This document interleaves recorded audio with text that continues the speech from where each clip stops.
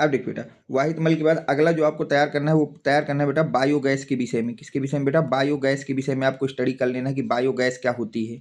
इसके बाद जो अगला टॉपिक आपको तैयार करना है वो है बेटा जैव प्रौद्योगिकी।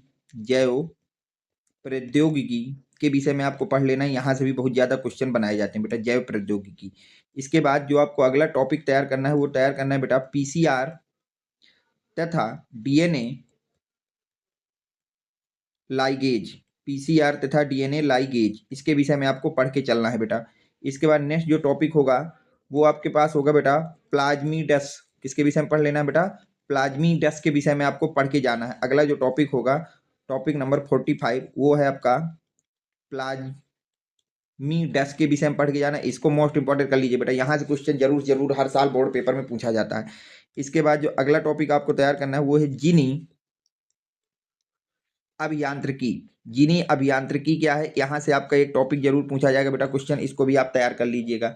इसके बाद अगला जो आपको टॉपिक तैयार करना है वो बेटा तैयार करना है इंसुलिन के विषय में पढ़ के जाना आप लोग। किसके विषय में पढ़ के जाना बेटा? इंसुलिन के विषय में। यहाँ से भी एक क्वेश्चन जरूर पूछा जाएगा इंसुलिन के विषय में। इसके बाद जो अगला क्वेश्चन आपको तैयार करना है बेटा वो तैयार करना है पारजीनी तंतु के विषय में। पारजीनी जंतु के विषय में बेटा। इसके बाद जो अगला टॉपिक आप तैयार करेंगे वो तैयार करेंगे बायो पायरेसी के विषय में। किसके विषय में बेटा? बायो पायरेसी, इसके विषय में आपको तैयार करके जाना है बेटा। इसके बाद नेक्स्ट क्वेश्चन जो आपको तैयार करके जाना है वो तैयार करके जाना है बेटा काई प्रोटीन, कि काई प्रोटीन क्या होती है, इस टॉपिक को भी आपको तैयार कर लेना है बेटा। अब तक मैंने आपको 50 टॉपिक बता दिए बेटा, और हमको टोटल कितने टॉपिक तैयार करने बेटा? 75 टॉपिक्स।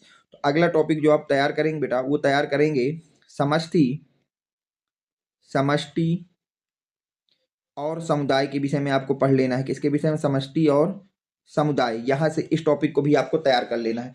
उम्मीद है कि यहाँ तक आपको कोई डाउट नहीं होगा। ये सारे जो टॉपिक मैं आपको बता रहा हूँ कि अगर अब तक बायोलॉजी में कुछ भी नहीं पढ़ा तो जितने मैं आपको टॉपिक यहाँ बता रहा हूँ बस इन टॉपिकों को आप तैयार कर लीजिए बेटा। इसके बाहर से कोई भी क्वेश्चन आपसे नहीं पूछा जाएगा। जो भी क्वेश्चन पूछा जाएगा वो इन्हीं 75 टॉपिकों से होगा।